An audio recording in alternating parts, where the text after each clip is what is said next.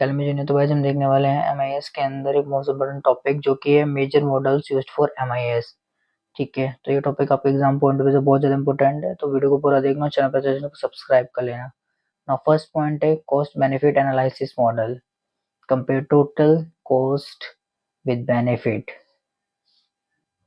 तो first point हमारा ये है कि ये मॉडल चेक करता है कि एमआईएस लगाने में जितना पैसा खर्च हो रहा है उतना हमें प्रॉफिट हो रहा है या नहीं हो रहा है।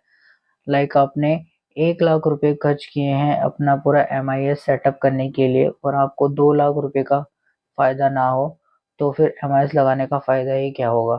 ठीक है, help decided if MIS is economically viable. और ये मॉडल चेक करता है कि एमआईएस लगाना आपके लिए बेनिफिशियल है या नहीं है, उससे आपको फायदा हो रहा है या नहीं है। ठीक है, तो ये बहुत ज़्यादा इंपॉर्टेंट पॉइंट है, इसे आप एग्जाम में ज़रूर लिख के आना। और नेक्स्ट पॉइंट है technical performance model, evaluate system performance such as speed, accuracy, reliability, focus on how well the system work technically। ठीक है, तो हमारा सेकंड पॉइंट ये बताता है कि ये मॉडल सिस्टम की टेक्निकल क्वालिटी को मेजर करता है। लाइक स्पीड हो गई, एक्यूरेसी हो गई, रिलायबिलिटी हो गई। स्पीड के अंदर आएगी वो कितनी फास्ट काम कर रहा है, एक्यूरेसी के अंदर कि हमें सही रिजल्ट मिल रहा है या नहीं मिल रहा है, रिलायबिलिटी के अंदर कि बार बार कहीं हमारा सिस्टम क्रैश तो नहीं हो रहा है। ठीक है, तो इस पॉइंट को भी हम एक एग्जांपल समझते हैं। अगर हमारा एमआईएस रिपोर्ट बना के हमें जल्दी दे रहा है और सही दे रहा है, तो इसका मतलब ये है कि हमारा जो एमआईएस है वो टेक्निकली सही परफॉर्मेंस दे रहा है।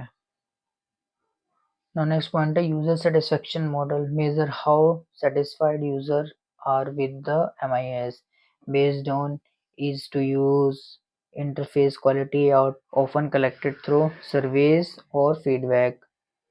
ना यूज़र सेटिस्फेक्शन मॉडल से हमें नेम से पता चल रहा है कि जो हमारा यूज़र है वो सेटिस्फाई है या नहीं है एमआईएस से। ठीक है, ये मॉडल देखता है कि यूज़र सिस्टम से कितना खुश है, लाइक एमआईएस को यूज़ करना कितना इजी है, उसका इंटरफेस कैसा है, और एमआईएस से आउटपुट आ रहा है वो कितना यूज़फुल है। ठीक है, एम्प्लॉय के एम्प्लॉय को सिस्टम यूज़ करने में आसानी हो और उनका काम जल्दी हो जाए, तो वही उसकी हाई सेटिस्फेक्शन होगी।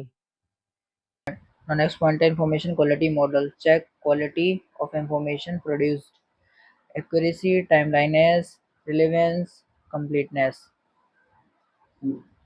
ensure decision making is based on good data। तो इस पॉइंट का मतलब ये है कि हमारा जो मॉडल है वो इन्फॉर्मेशन की क्वालिटी को इवेल्युएट करता है कि लाइक जो हमारा मॉडल है उसकी एक्यूरेसी कैसी है, मतलब में सही इन्फॉर्मेशन दे रहा है या नहीं दे रहा है, टाइमलाइननेस कैसी है, समय पर इन्फॉर्मेशन दे रहा है, रिलेवेंस है, काम की इन्फॉर्मेशन हमें सही मिल रही है या नहीं मिल रही है, कंप्लीटनेस का मतलब ये होगा कि हमें हमारी पूरी जो इन्फॉर्मेशन है वो सही तरीके से मिल रही है या नहीं मिल रही है। ठीक है, लाइक मैनेजर को डिसीजन लेने के लिए एक्यूरेट और अपडेटेड डेटा मिलना चाहिए, तो इन्फॉर्मेशन की क्वालिटी अच्छी मानी जाएगी। ठीक है, और नेक्स्ट पॉइंट है system utilization model, measure how much the system is actually used, high usage is equal to system is useful and accepted. तो इस पॉइंट का मतलब ये है कि ये जितना ज़्यादा सिस्टम यूज़ होगा उतना ही यूजफुल और एक्सेप्टेड माना जाएगा। लाइक अगर एम्प्लॉय रोज़ एमआईएस यूज़ करता है तो सिस्टम सक्सेसफुली वर्क कर रहा है।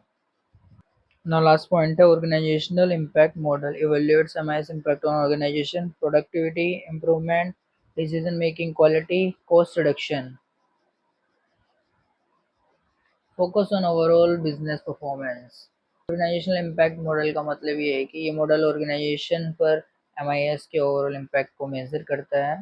ठीक है, लाइक प्रोडक्टिविटी बढ़ाना, बेटर डिसीजन लेना, कॉस्ट कम करना। ठीक है, मतलब ओवरऑल पूरी बिजनेस की परफॉर्मेंस पे फोकस रहता है इसका। लाइक एमआईएस लगाने के बाद कंपनी की एफिशिएंसी और प्रॉफिट दोनों बढ़ जाएं, यही सब ओवरऑल परफॉर्मेंस होती है कंपनी की। तो इसी चीज़ को चेक करने के लिए हम ऑर्गेनाइजेशनल इम्पैक्ट मॉडल का यूज़ करते हैं। सो आई होप आपको समझ में आ गया होगा। समझ में आ गया तो वीडियो को लाइक, चैनल को सब्सक्राइब कर लेना। बाकी मिलते हैं आपसे नेक्स्ट वीडियो में नेक्स्ट टॉपिक के साथ।